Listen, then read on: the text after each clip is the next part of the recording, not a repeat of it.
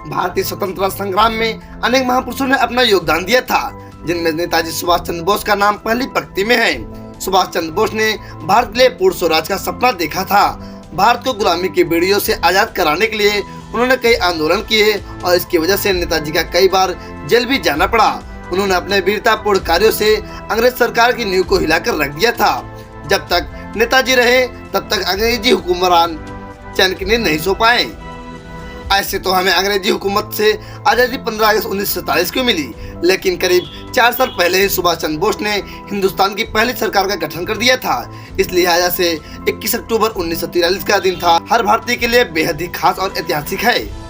उस वक्त भारत पर अंग्रेजों का राज था, लेकिन नेताजी सुभाष चंद्र बोस ने 21 अक्टूबर 1943 को कारनामा कर दिखाया, जिसे अब तक किसी ने करने के बारे में सोचा तक नहीं था। उन्होंने आज़ादी से पहले ही सिंगापुर में आज़ाद हिंद सरकार की स्थापना की। नेताजी ने इस सरकार के जरिए अंग्रेजों को साफ कर दिया कि अब भारत में उनकी सरकार का कोई अस्तित्व नहीं है और भारतवासी अपनी सरकार चलाने में पूरी तरह से सक्षम हैं। आज़ाद हिंद सरकार ने बनने से आज़ादी की लड़ाई में एक नए जोश का संचार हुआ। करीब 8 दशक पहले 21 अक्टूबर 1943 को देश से बाहर अविभाजित भारत की पहली सरकार बनी। उस सरकार का नाम था आज़ाद हिंद सरकार। अंग्रेजी हुकूमत को नकारते हुए ये अखंड भारत की सरकार थी।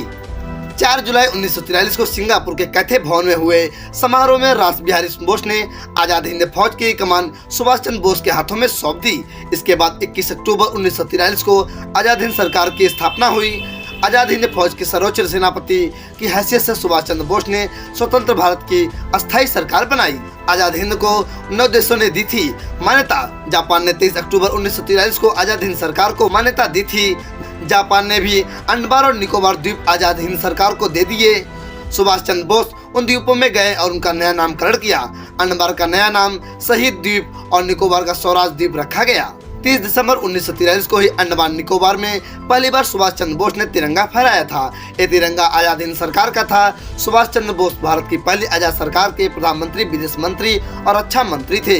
वित्त विभाग एस.सी. चटर्जी को, प्रचार विभाग एस.ए. अय्यर को और महिला संगठन के कैप्टन लक्ष्मी स्वामीनाथन को सौंपा गया।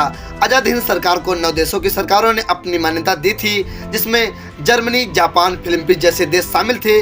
आज़ाद हिंद सरकार ने कई देशों में अपने दूतावास भी खोले थे। हिटलर से भी मिले थे सुभाष चंद्र बोस। सुभाष चंद्र बोस ने 1937 में अपने सेक्रेटरी और ऑस्ट्रियन युवती एमिली से शादी की। उन दोनों की एक अनीता नाम की एक बेटी भी हुई। विदेशी प्रवास के दौरान नेताजी हिटलर से भी मिले। उन्होंने 1943 में जर्मनी छोड़ दिया। वहां से वे जापान पहुंचे और फिर जापान से सिंगापुर पहुंचे। 18 अगस्त 1945 को टोक्यो यानी कि जापान जाते समय ताइवान के पास एक हवाई दुर्घटना में उनका निधन हो गया, लेकिन उनका शव नहीं मिल पाया। नेताजी की मौत का सही कारण आज तक पता नहीं चल पाया। नेताजी सुभाष चंद्र बोस स्वतंत्र भारत की अमरता का जयघोष करने वाले राष्ट्र प्रेम की दिव्य ज्योति जलाकर अमर हो गए। आज उनकी जयंती पर उनको सत नमन। दोस्तों, ऐसे इन्फॉर्मेशन के लिए हमारे चैनल को सब्सक्राइब कर लीजिए और वीडियो को लाइक कर दीजिए। तो दोस्तों, मिलते हैं किसी नेक्स्ट वीडियो में। तब तक के लिए जय हिंद।